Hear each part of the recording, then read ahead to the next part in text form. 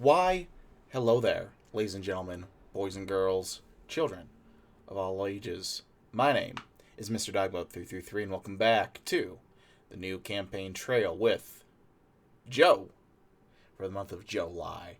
Last time we were here together, we hopped into the year of 2008, where succeeding the successful presidency of Mr. Al Gore, we ran as Vice President Joe Lieberman alongside a snappy upstart senator by the name of Amy Klobuchar, prevailed in a pretty solid upset election against Willard Romney.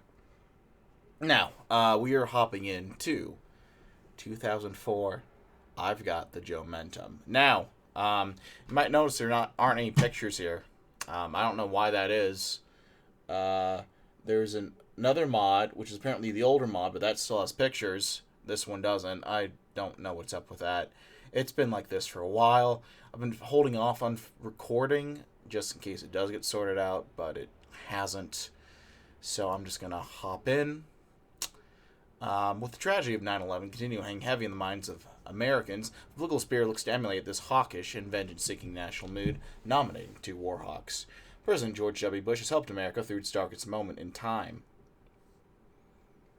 But he also has used the political ramifications to pass controversial legislation, although he's still favored to win.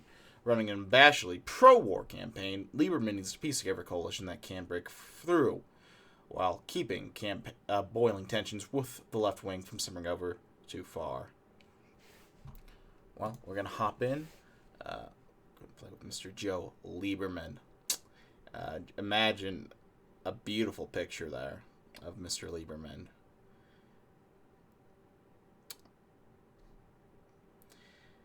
Anyway, we are going to hop in. But first, let's learn about Joseph Isidor Lieberman, a man molded by the 90s.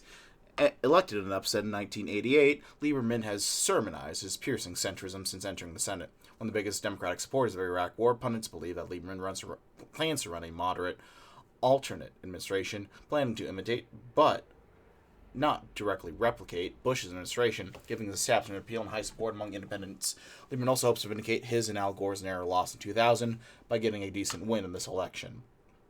Despite winning the primaries, tensions with the party's overbearing, dovish, and whiny left wing have been boiling over since his sweep of Super Tuesday. To win, Lieberman will somehow need to straddle the line between appealing to centrists, placating warhawks, and presenting his plan for America, all while preventing the powder keg filled with angry and bitter doves from exploding to a crisis, something that Cheney's favorite Democrat might struggle with. While we have a decent range of potential running mates, we're going to go with Tom Vilsack. A stock farm boy, Thomas James Vilsack has served as governor of Iowa since 1997. As a loyal party man, Vilsack has owed the party line on a wide variety of topics, which help with establishment liberals.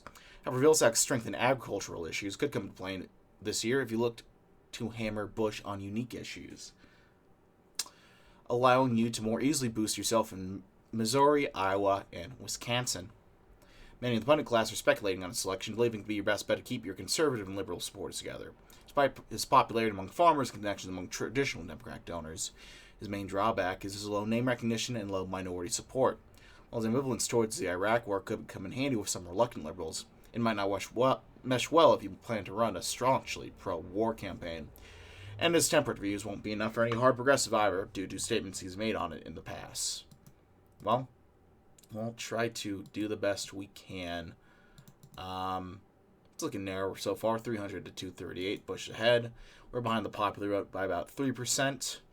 We have a bit of a hill to overcome considering 2004 was the last election until the last election where Republicans won the popular vote. So the national environment is already leaning towards the Republicans. We'll have to see if we can try to overcome that. Well, your mood has been nothing short of delighted for the past few days. Your strong early performance has spiraled into a sweep of Super Tuesday, forcing Edwards to drop out and certifying you as the de facto nominee of the Democratic Party, despite the convention being months away. Now you're consulting with your campaign team in the Lieberman War Room, and your campaign manager, Craig, asks you bluntly what you think is most important in the coming weeks. What do you say? I've gotten some calls recently. Insiders are concerned about our stances on contentious topics. It's time to finalize our position on the main issues of the day. Education, nuclear power, abortion, gay marriage, these are all important issues that folks need to know where we fully stand on. How about some policy talks?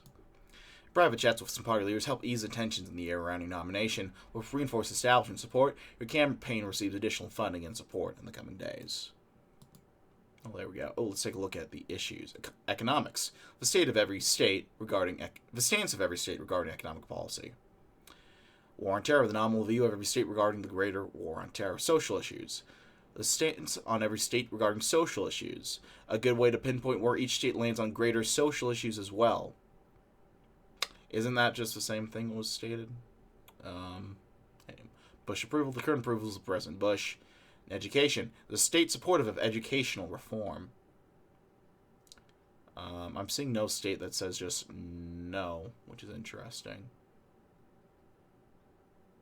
Anyway. Let's hop back in. Ahead of the upcoming convention, recent polling has suggested that the South could be much closer this year than it was in 2000, giving your moderate stances on varying issues. The South swung hard to the right in 2000, but your staff believe you should write it off, thinking anything you will win will be a happy accident. It's good showing when the South something you'd be willing to commit to. Well, I have a lot of lag time here. My unique appeal to Democrats and Republicans alike, we could seriously make a case for an overall improvement in the South.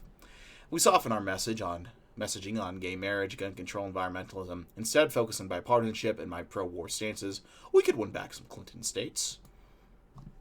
A series of coordinated ads is launched in 12 southern states, articulating your conservative viewpoints and painting a picture of you as a pro-war conservative Democrat.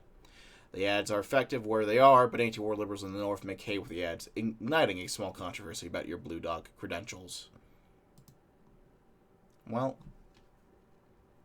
we are going to go to 7. We're behind by 11 points in Colorado. Let's see if we can't swing Colorado towards us. Despite the generally pro-war mood of the country, your stance as a leading pro-war Democrat has earned you a lot of ire and consternation from both your primary opponents and liberal commentators and politicians. Some have even whispered about a potential strong left-wing third party if you don't soften your stance on it. What will you do in regards to your strong support for the Iraq War? The last thing we need to do at this moment is make enemies and emphasize my controversial viewpoints will only push those who I need to support me further away. When asked about Iraq, I will politely redirect the conversation. Some uneasy leftists sense a change in the wind, as your once passionate defense of your pro-war attitudes reduced to a soft reaffirmation of it. Some extreme jingoists spit on your flyers and proclaim support for Bush, but this is probably the smartest thing you could have done. Well, how's that doing for us? We're ahead now, narrowly, but we are. While taking audience questions at a rally in Columbus, Ohio, 9th grade student asks you about your opinion on No Child Left Behind. An educational reform package that standardized national tests and set aside $55 million nationwide for the funding of schools and learning facilities that became law in 2002. You've maintained a cautiously supportive outlook on the bill. Have you recently changed your minds? No Child Left Behind is a progressive piece of legislation that has helped countless children nationwide do better. However, it has also not been given the proper funding it needs to ensure success for all students. I would look into securing more funding for this program as president. This has been your stance for a couple of years now, and a good defense of your record helps education-minded Democrats breathe a little more easily in the coming days. We're at 7 points behind. About 5 points there, 5 points there.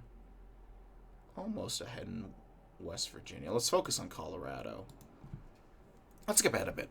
The DNC is coming up the next week, but there's heavy discussion of Lieberman War Room. Many of your young staffers are pleading for you to make overturns to the left, while some of your experienced advisors are asking that you hold the line on your moderate reputation, believing your centrism could be key in bringing in Bush Democrats. What will you decide to do, and who will you ultimately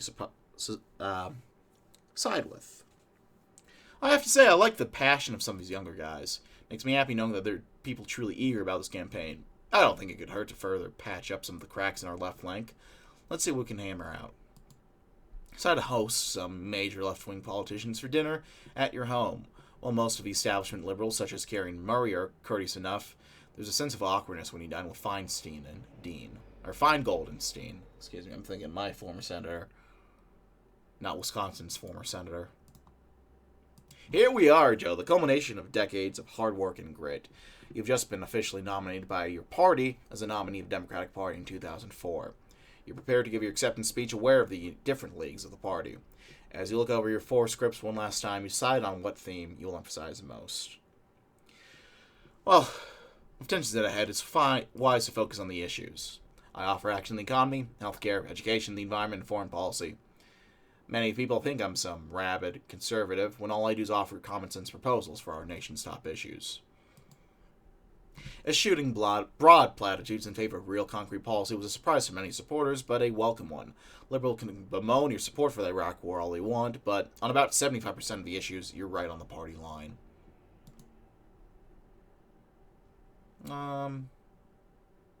4, 5, 2, Colorado.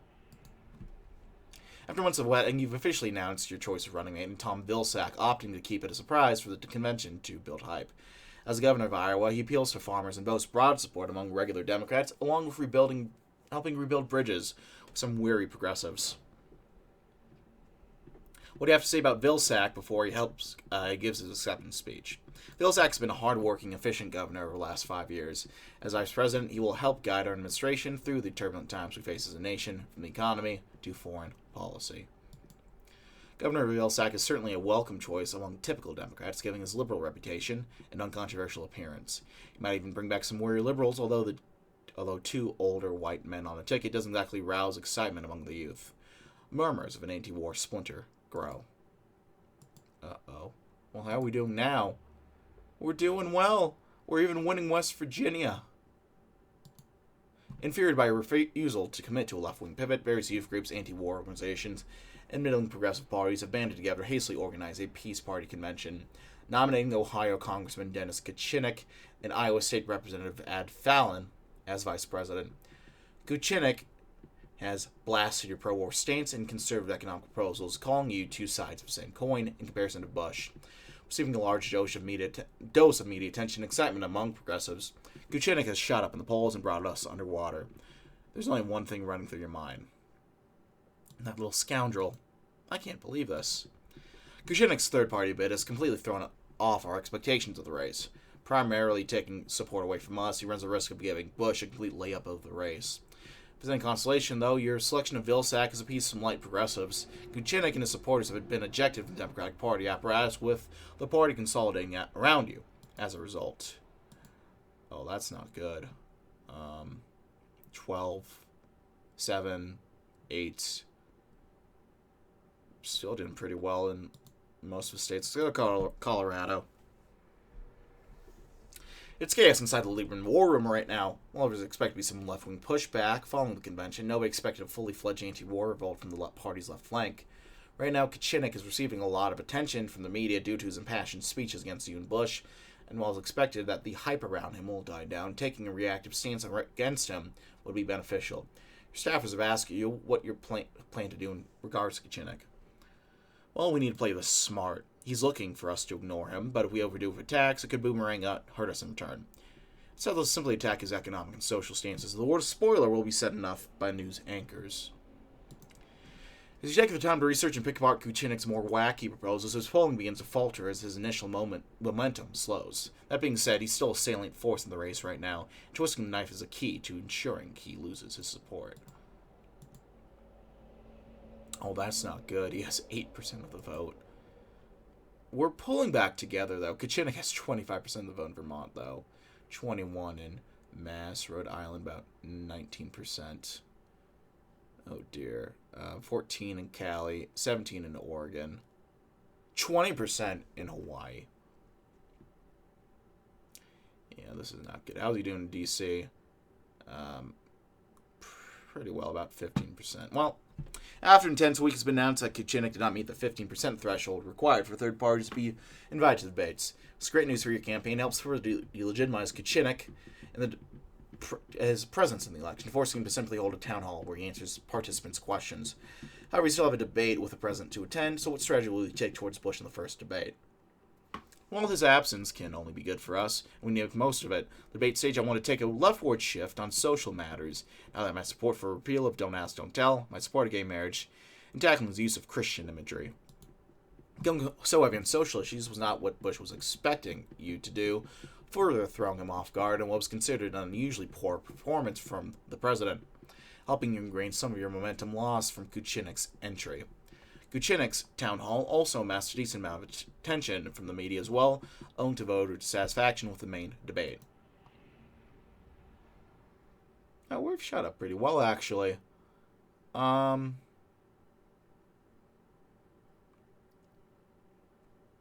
Let's visit Arkansas, actually.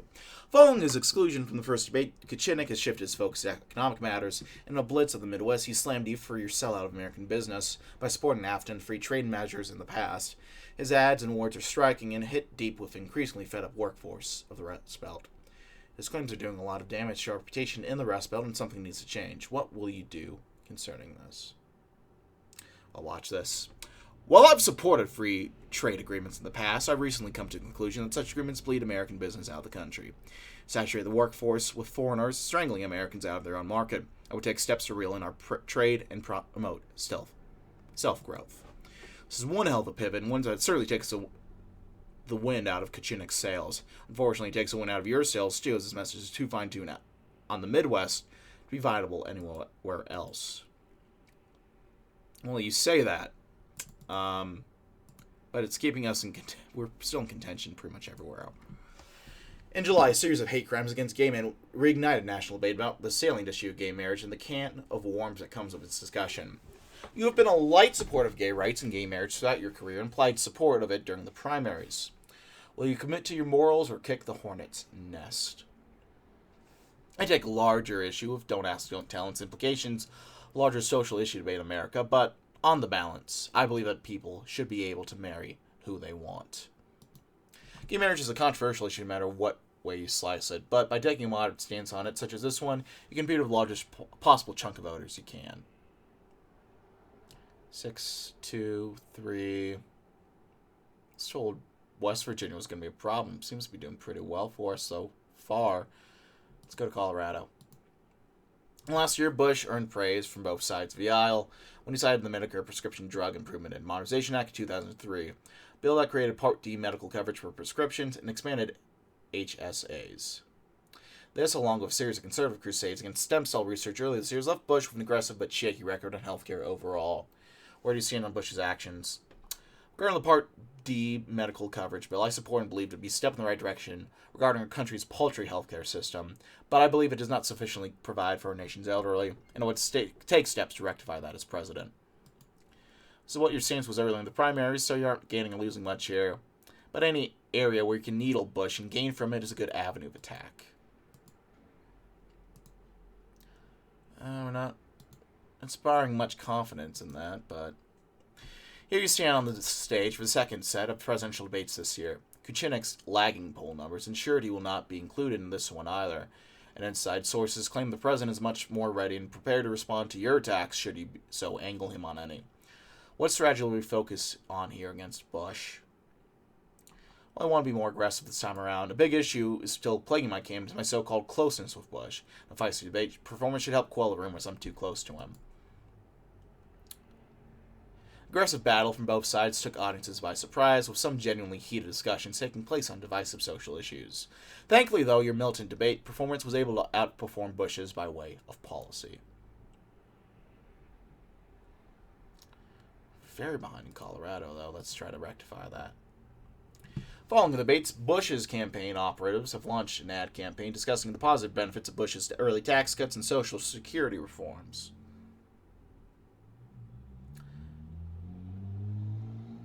Intending to lure middle-class families away from your campaign. I had a brain fart. I don't know what happened there just now. Both of these policies have remained controversial with Democrats, and with your campaign having yet to lock itself into a dedicated stance on taxation, will you take the time to clarify your stance?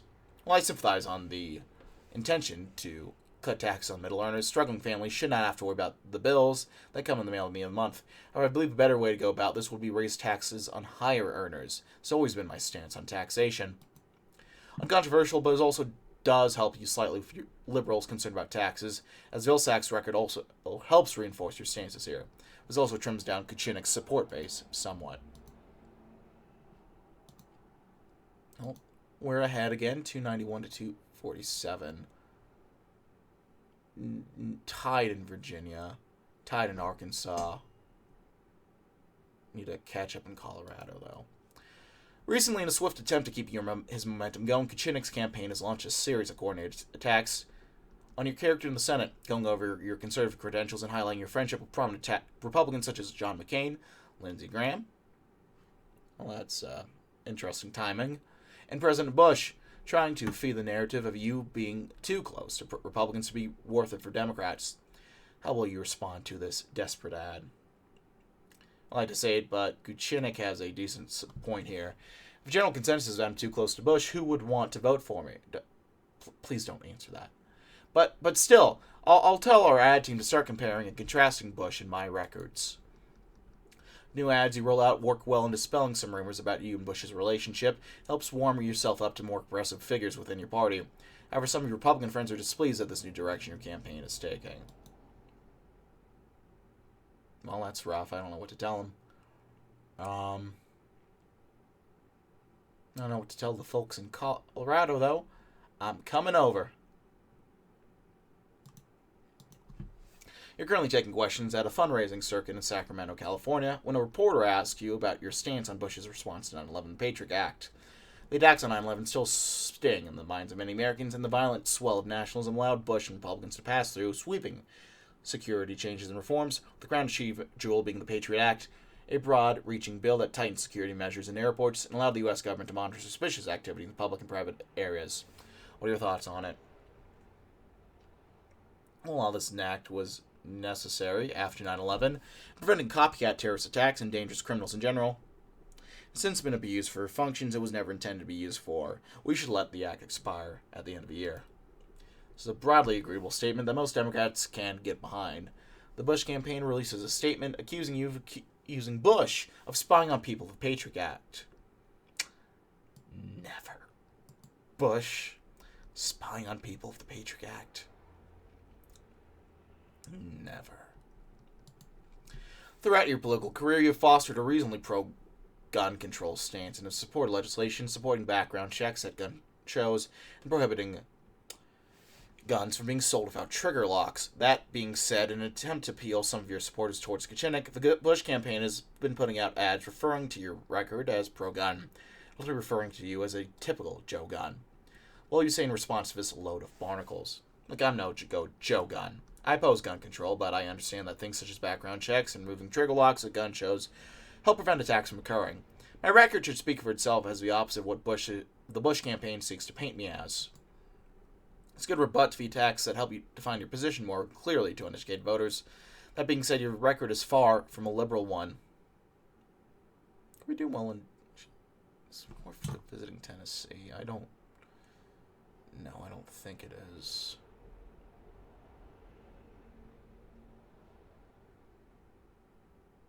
I'll swing a visit into Georgia, see if we can't do anything there. During the 2000 election cycle, then-President Al Gore made a large issue out of environmental issues, bringing the subject truly into the limelight and presenting it as a long-term ticking time bomb in the future. Now you've supported action to combat climate change while supporting some private enterprise solutions. However, some of your younger staffers believe that you could shut down another avenue of attack from Kucinik by pivoting further to the left, believing it can offset any hit in Appalachia. What will you say on climate change?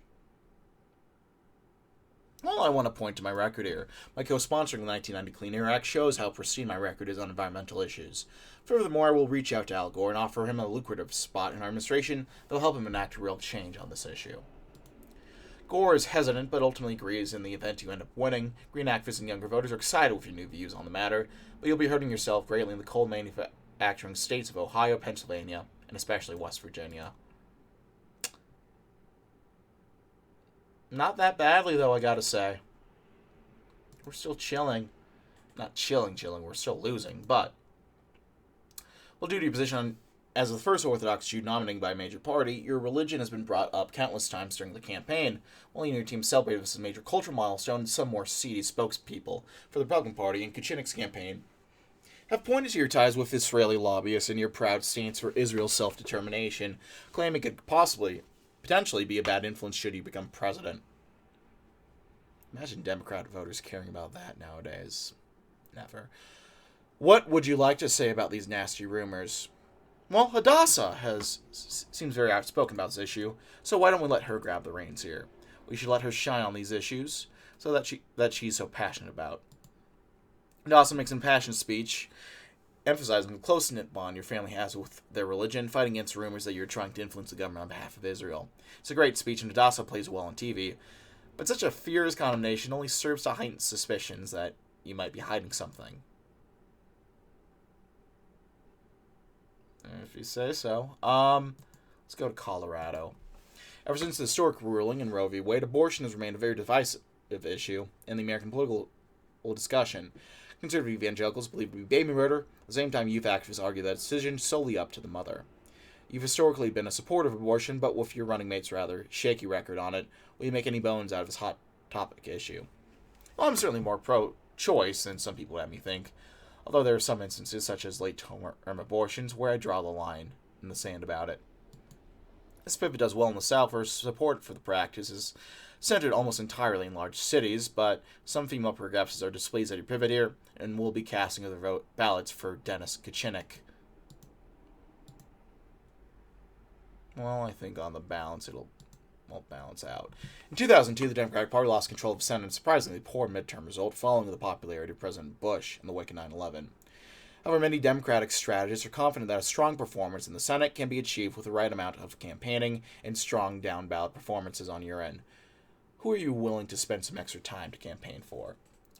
Well, with the retirement of Senator Nighthorse Campbell in Colorado, we have a strong chance of picking up that seat.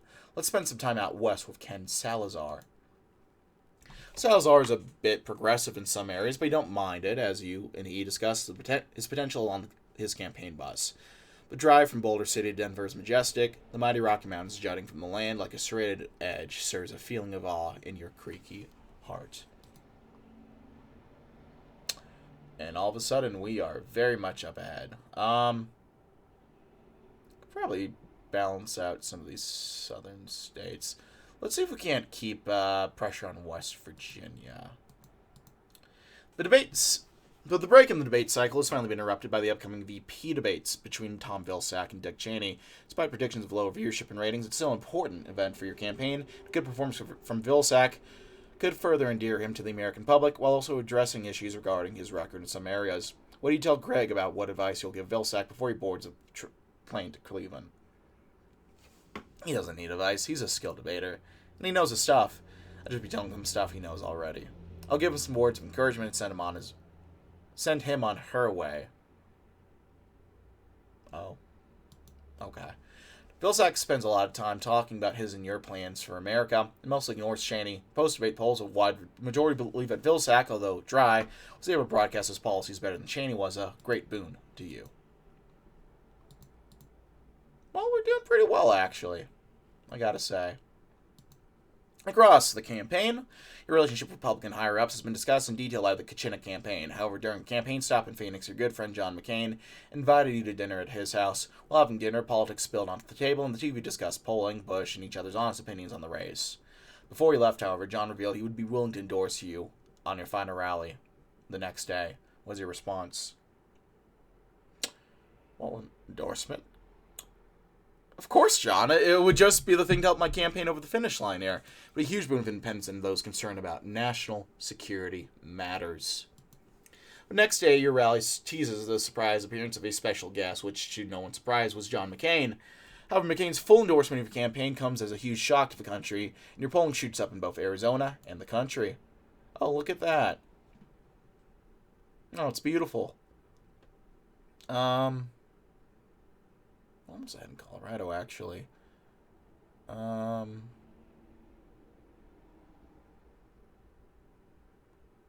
try up a visit to Louisiana. As the campaign enters the final stretch of October, your campaign team has conducted a wide-ranging series of polls, canvassing people for their opinions on you and your stances, and you've just gone back to the results. Overall, the biggest issues most voters take issue with is your general support of the Iraq War, and your refusal to commit to a more serious left-wing pivot has hurt you in many places, evidenced by strong support for Kucinich. What will you do in the coming days to rectify this? I want to try a different approach here. My running mate could be of some use here. He holds a more liberal and anti-war record than I do. If he emphasized that in his speeches and interviews, then maybe some of the heat on me could finally die down. This works to a fault. Vilsack is more broadly enjoyed by Democrats due to his stances, even if he's not as well known. A more liberal presence on the ticket helps fan some of the simmering tensions from Kucinek's imploding run. It helps. It helps very much.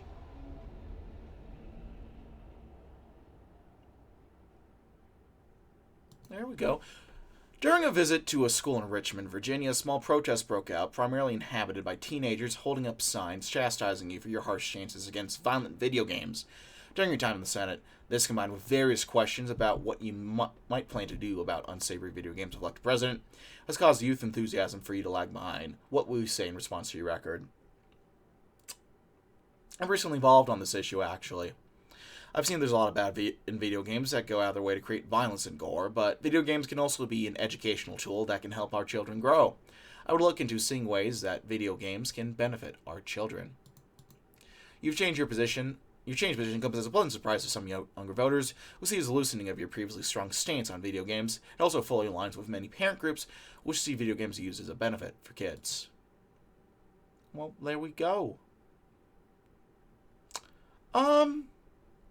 I want to see if we can push ourselves over the edge in Georgia. Here we are, the final debate between you and Bush, hosted at ASU. Due to Kucinek being excluded from all three, pre-debate polling has simulated a near collapse of his support, reducing it to all but his French followers. Regardless, viewership is expected to be high for the penultimate dialogue between you and Bush. What route will you take in handling this debate?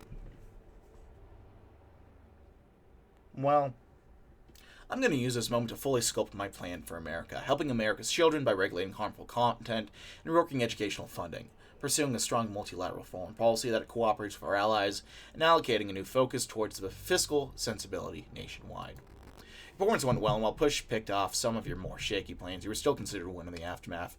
This should help cement yourself where your polling stands at the moment. Oh, it's beautiful. Oh my god.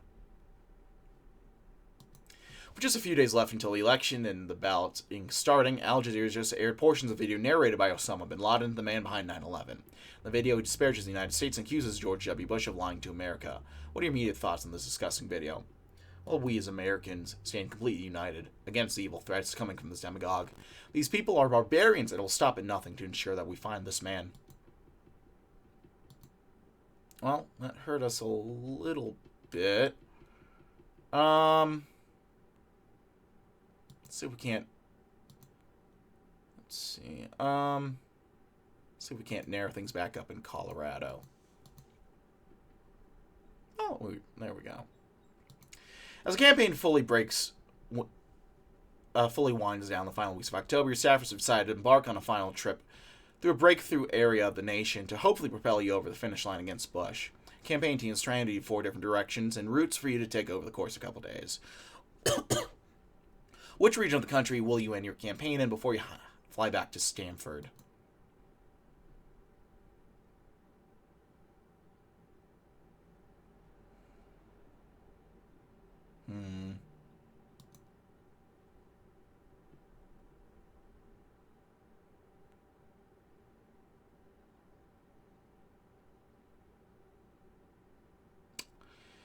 I think that we end things off with a bang in the South. Going from east to west, we touch down in Raleigh before canvassing through the heart of Dixie, snaking our way through the hilly landscape before finishing off with an enthusiastic rally in Miami. Meet a lot of friendly faces as you move through the gentle slopes and red-leaf trees of the Bible Belt. See so many different kinds of people as you move through, shaking hands and snapping photos with fans. You find a rally of outgoing Senator Graham, amassed huge media attention, but it's clear you're burned out by the end of it, ready to head back to Hadassah in Stanford. You know, it's a little tight in some of these places, but maybe we can pull something off here. Election night is not here. You've been far from home over the course of the campaign, making deals, organizing meetings, canvassing donors, and doing all sorts of important business in your Lieberman war room. All of it has led up to this. It's so much more taxing than being a senator, and you feel a sense of closure knowing that the hard part is over. As you finish taking calls from your friends and allies, you unhook the phone line and move to the couch, where Hadassah and your children sit waiting for you. Your son Matt seems especially interested in politics, and you can believe that it could be a place for him in public service in the future. You flip through channels, moving through the soap opera ads and cartoons before settling on CNN's coverage of the event. Early results from these show promise, but the night is still young. A bottle of kosher wine sits on the coffee table and you pour yourself a glass. It's a surreal feeling knowing that you are living through history. It's a strangely distant, if not nostalgic, feeling. That being said, you take a deep breath and watch the history unfold before you. It grabs and engraves you in its archives. Joe Lieberman, senator from Connecticut, possibly more. Here we go, chat. I say that as I stream this to nobody. But you're watching this at home. You're in for the ride with me, whether you like it or not.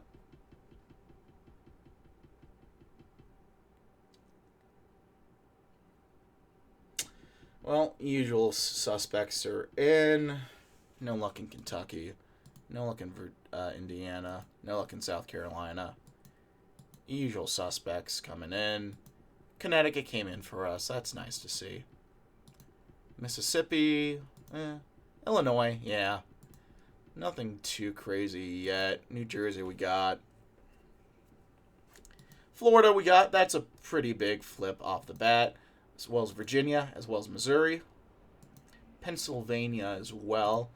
No Ohio. That's a little rough. We got Michigan. We got Arkansas. We got New Mexico. We got Iowa. And we've won already. Lost in Texas. But we got North Carolina. We got California. We got Nevada. We got Arizona. I'm curious about Georgia, Louisiana. These states are the states to watch. Alaska is going to go red. I already know. Yep. Louisiana we got by a decent margin. That's pleasantly surprising.